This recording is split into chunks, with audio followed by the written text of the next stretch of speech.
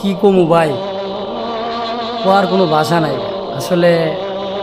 এখন অনলাইনে ঢুকলে মানে এমন এমন কিছু কাজ দেখি আর এমন এমন কিছু কর্মকাণ্ড দেখি ভাই, নিজেরে বুঝাইতে পারি না। এই ভিডিওটা দেখেন, তারপর কিছু কথা বলতেছি।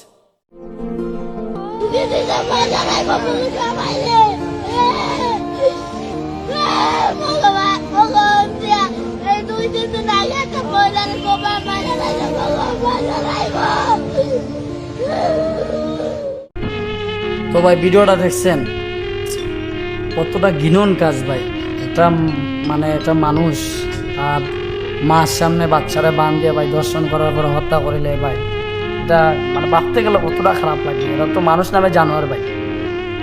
আমার বিচারে এদেরকে ডাইরেক্ট জনগণের হাতে তুলে দেওয়া উচিত, আর নাইলে সৌদি আরবের নিয়ম মতে এদেরকে জবাই দেওয়া উচিত। কারণ এরা যে কাজগুলা করতেছে, এগোর এই কাজ দেখে আরো সমাজের কিছু মানুষ আরো নষ্ট হইতেছে। এগুলা কাজ কিন্তু ঠিক না ভাই। আমরা যখন ছোটবেলায় মানে ছোট যখন ছিলাম তখন একটা মুভি দেখছিলাম, আম্মাজানের মুভি, আপনারা হয়তো সবাই জানেন।